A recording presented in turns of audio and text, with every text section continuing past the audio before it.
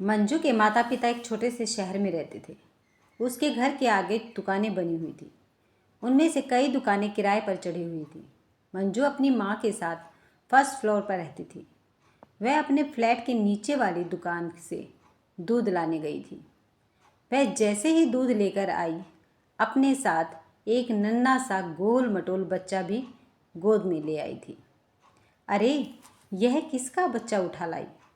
माँ ने हैरानी से देखकर पूछा। विनोद अंकल की दुकान पर खेल रहा था। उन्हीं के घर का कोई होगा। मैं ज़्यादा नहीं जानती, मंजू ने हंसते हुए अपनी माँ को सफाई दी। विनोद ने मंजू के घर के नीचे मोटर पार्ट्स की दुकान खोल रखी है। दुकान में भीड़ कम ही रहती है।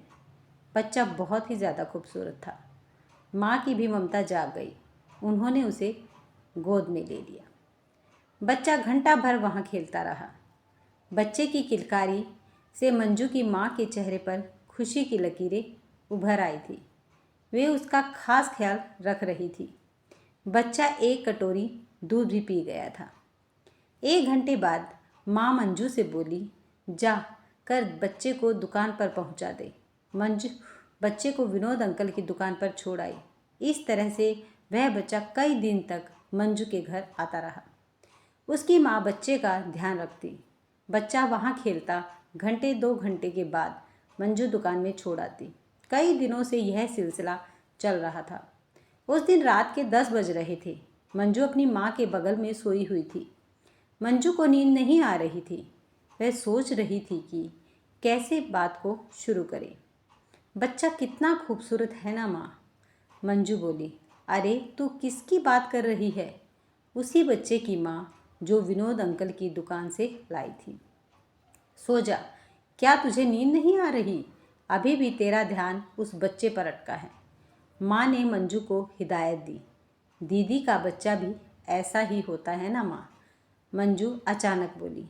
यह सुनकर माँ गुस्से में बिफर पड़ी। इसलिए वे बिस्तर से उठकर बैठ गई। तेरे बड़े चाचा ने मना किया था ना कि दीदी का नाम कभी मत लेना।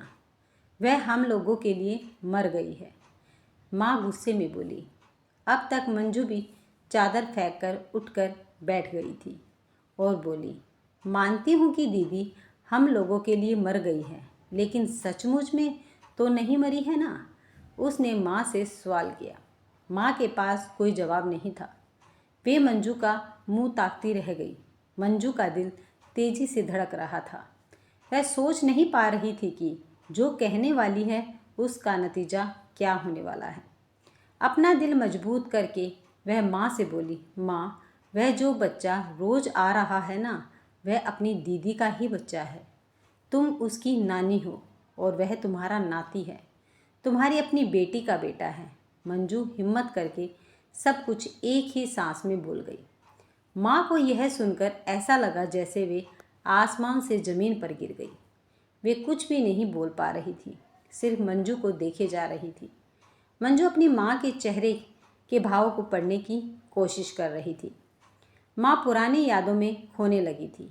3 साल पहले की घटी हुई वह घटना। उनकी बड़ी बेटी सोनी कॉलेज में पढ़ती थी।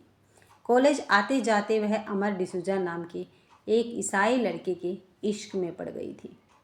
अमर बहुत ही ज़्यादा खूबसूरत था। वह सोनी से बहुत प्यार करता था। दोनों घंटों एक दूसरे से मोबाइल पर बात किया करते थे। सोनी उसके प्यार में पागल हो गई थी। उसे इस बात का कहाँ ध्यान रहा कि वह एक हिंदू ब्राह्मण परिवार से ताल्लुक़ रखती है, जबकि अमर एक ईसाई परिवार से था। जैसे ही सोनी के बड़े चाचा और उसके पिता को मालूम हुआ, सोनी को काफ़ी भला बुरा सुनना पड़ा था। घर के लोगों के साथ साथ बाहर के लोगों ने भी उसे खूब जलील किया था। लोग यही कह रहे थे कि सोनी को कोई हिंदू लड़का नहीं मिला था, उसने अपना धर्म भ्रष्ट कर दिया। इसलिए उसके बड़े चाचा ने उसे घर से बाहर निकलने से मना कर दिया था। अमर से भी दूर रहने की हिदायत दे दी थी। उसके चाचा ने चेतावनी दी थी, अब से तुम्हारी पढ़ाई लिखाई बंद रहेगी। बहुत हो गया पढ़ना लिखना। सोनी की शादी की तैयारी ज़ोर शोर से चल रही थी। कई जगह लड़के देखे जा रहे थे, लेकिन वह पढ़ना चाहती थी। उसने अपनी माँ और अपने पिता से काफ़ी गुजारिश की थी। कुछ दिन बाद उसके पिता ने सिर्फ कॉलेज में एडमिशन लेने और फॉर्म भरने की इजाज़त दी थी। धीरे धीरे सोनी कॉलेज आने जाने लगी थी। एक दिन अचानक थाने से खबर आई कि सोनी अमर के साथ थाने में पहुंच गई है। दोनों ने एक दूसरे से प्यार करने की बात स्वीकार कर ली है। सोनी 18 साल की हो चुकी थी और अमर भी 21 साल का था। दोनों की पहले से ही गुपचुप तरीके से शादी करने की तैयारियां चल रही थी। वे सिर्फ बालिग होने का इंतज़ार कर रहे थे। सोनी के बड़े चाचा और उसके पिता ने शादी रुकवाने की कई तरह से कोशिश की, लेकिन वे ऐसा नहीं कर पाए। जब लड़का लड़की ही राज़ी थे तो भला उन्हें कौन रोक सकता था। थानेदार की मदद से दोनों की शादी करवा दी गई थी। प्रशासन ने उन्हें प्रोटेक्शन देकर अमर के घर तक पहुंचा दिया था। बड़े चाचा ने गुस्से में आकर सोनी का पुतला बनाकर दाह संस्कार करवा दिया। पिता ने खास हिदायत दी थी, वह हमारे लिए मर गई है, घर में कोई अब उसका नाम तक नहीं लेगा। तब से लेकर आज तक किसी ने भी सोनी का नाम इस घर में नहीं लिया था। आज जब मंजू उस बच्चे की बात कर रही थी तो माँ सुनकर सन रह गई थी। माँ मन ही मन सोनी से रिश्ता ख़त्म हो जाने के चलते दुखी रहती थी। वे इस दुख को किसी के साथ जाहिर भी नहीं कर पाती थी। आज वे अपने नाती को अनजाने में ही दुलार कर चुकी थी। जब मंजू ने माँ को ज़ोर से हिलाया तो वे अपनी यादों से बाहर आ गई। ऐसा तूने क्यों किया मंजू? माँ गुस्से में बोली। तुम दीदी के जाने के बाद क्या कभी उन्हें भुला पाई हो माँ? अपने दिल पर हाथ रखकर सच बताना।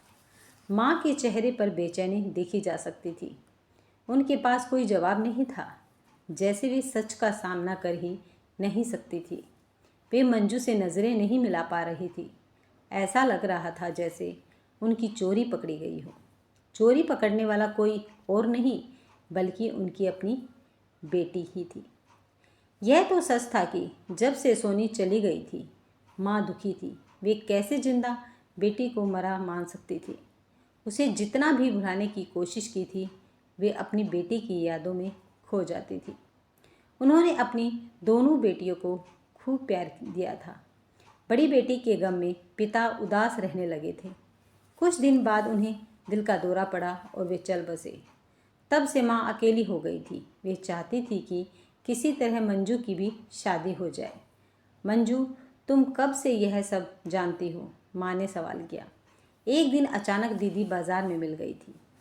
दीदी ने मुझसे नज़रें फेर ली थी, लेकिन मैंने ही उनका पीछा किया था। बात करने पर उन्हें मजबूर कर दिया था। वे कहने लगी थी कि मैं तो तुम्हारे लिए मर गई हूँ। मैंने उन्हें बहुत समझाया, तब जाकर वे बात करने के लिए तैयार हुई थी। दीदी भी यह जानकर बहुत दुखी थी कि अब सबने उन्हें मरा समझ लिया है। दीदी के गम में पिताजी नहीं रहे। उन्हें यह जानकर काफ़ी दुख हुआ, लेकिन मैंने उन्हें बताया कि यह सब बड़े चाचा का किया धरा है। पिताजी तो उनकी हाँ में हाँ मिलाते रहे। माँ तो कुछ समझ ही नहीं पाई थी। वे आज भी आपके लिए दुखी रहती हैं। यह सुनकर दीदी रोने लगी थी। वे आपको बहुत याद करती हैं। मैं उनसे लगातार फ़ोन पर बातचीत करती रहती हूँ।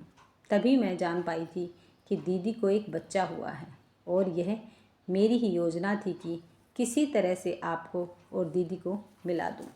दीदी का बच्चा उनका देवर लेकर आता है। वह विनोद अंकल की दुकान पर सेल्समैन है। माँ मंजू के सिर पर हाथ फेरने लगी। उनकी आंखों से आंसू बहने लगे। ऐसा लग रहा था दिल का बोझ आंखों से बाहर निकल रहा था। मंजू अपनी माँ से आज ये सब बातें करके हल्का महसूस कर रही थी। वह बहुत खुश थी। रात के 11 बज गए, इसलिए वह अपनी दीदी को परेशान नहीं करना चाहती थी, वरना यह खुशखबरी दीदी तक अभी पहुंचा देती। वह बहुत खुश थी कि अब उसकी दीदी माँ से बात कर सकेगी। अब उसके घर में एक नन्हा बच्चा खेलेगा।